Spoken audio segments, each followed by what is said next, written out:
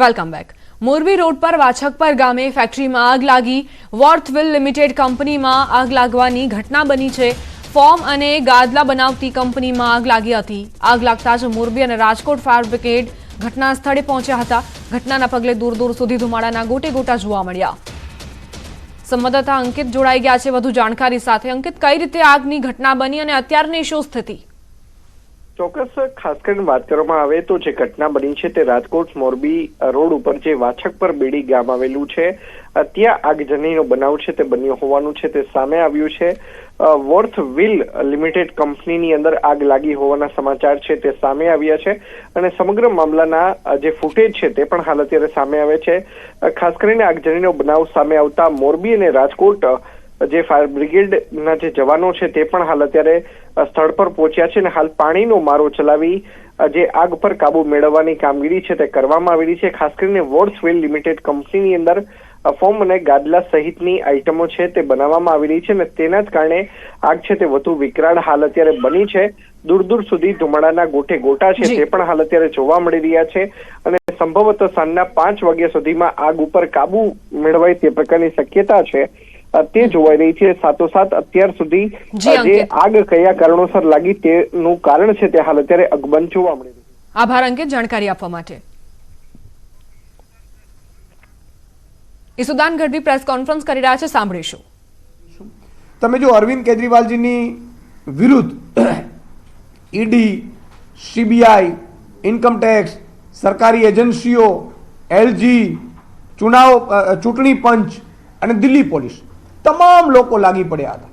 એને 6 મહિના સુધી મુખ્યમંત્રીને જેલમાં રાખવાનો, ચારે બાજુથી એજન્સીઓથી ખોટા કેસો કરીને ભરાવી દેવાના અને છેલ્લે ભાજપે જે હથકંડો અપનાવ્યો હતો કે આજુબાજુના જે ઉત્તર પ્રદેશ અને હરિયાણાના જે ભાજપના કાર્યકર્તાઓના મતદાતાઓને દિલ્હીમાં એડ કરવા, 2-2, 5-5, 7-7 હજાર મતદારોને એડ કરવા અને આમ આદમી પાર્ટીના મતદારોને કટ કરવા, આ બધા ષડયંત્રો ખુલ્લા પડી ગયા છે.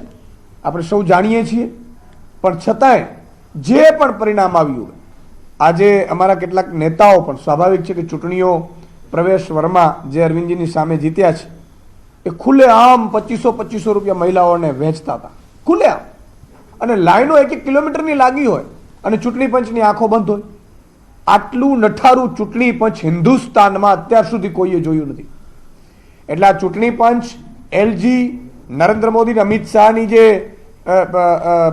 દિલ્હી પોલીસ અને એની ગુંડાગર્દી, એ રીતે આખો ચૂંટણીનો માહોલ આખો લોકો બનાવ્યો છે.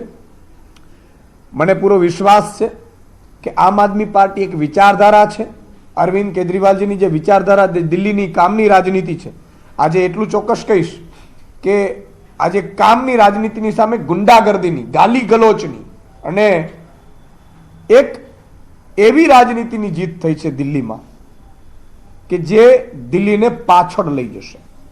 તમે જુઓ કે ભાજપ વાળા આવશે દિલ્હીમાં તો હવે શું કરશે? જેમ ગુજરાતમાં સ્કૂલો હતી સરકારી અને પ્રાઇવેટ કરીને ભાજપ વાળો કબજે કરી લીધી.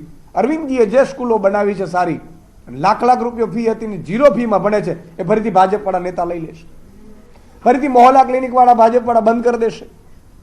ભાજપ વાળા જે છે એ હોસ્પિટલો, જેમ ગુજરાતમાં ભાજપના નેતાઓએ હોસ્પિટલો ઉપર કબજો બનાવ્યો છે, જેમ ઉદ્યોગપતિઓએ હોસ્પિટલો ઉપર કબજો બનાવ્યો છે, એમ સરકારી જે હોસ્પિટલો બની છે દિલ્હીમાં એને ભાજપ વાળા લઈ લેશે. આ જ કરશે, બીજું શું કરશે? ડબલ ઇન્જિન કરે છે. અરે તમારી 80% તો એલજી થ્રુ તમારી સરકાર ચલાવતા જ હતા. મુખ્યમંત્રી પાસે કોઈ પાવર નહોતો રહેવા દેતો. પોલીસ, લેન્ડ એ તો ઠીક છે, વર્ષોથી આવતા હતા. એસીબી સહિતની તમામ અધિકારીઓના પાવર લઈ લેવા દિલ્હીમાંથી. આ કયાનો ન્યાય છે? અને દિલ્હીવાસીઓને તમે ડરાવો, ધમકાવો, પરેશાન કરો, કામ ન થવા દો. આમ આદમી પાર્ટીના કે આમ આદમી પાર્ટીના મુખ્યમંત્રી કે એમ અધિકારીઓ માને નહીં, એ હદે દિલ્હીની ચૂંટણીને લાવી દીધા. તમે જુઓ કે તમારામાં હવે તાકાત હોય ભાજપ વાળાને તો તમે કહો છો ને કે તમે કામ કરો છો. ડબલ એન્જિનની સરકાર છે તો ત્યાં દિલ્હીની મહિલાઓને હવે 2500 રૂપિયા મહિને આપજો.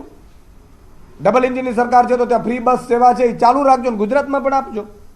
ડબલ એન્જિનની સરકાર છે તો મોહલ્લા ક્લિનિક છે એ ચાલુ રાખજો.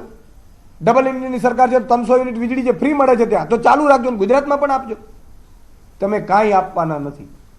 જે સૌથી મોટું કાંડ ભાજપ કરવા જશે દિલ્હીમાં, એ વીજળી મોંઘી કરશે અને વીજળી કોઈ ઉદ્યોગપતિ પોતાના પર્ટિક્યુલર જે મિત્ર છે એને વીજળીનો કોન્ટ્રાક્ટ આપશે. આ 200 યુનિટ મળે છે એ પણ બંધ કરી દેશે. એટલે દિલ્હીની જનતા ઉપર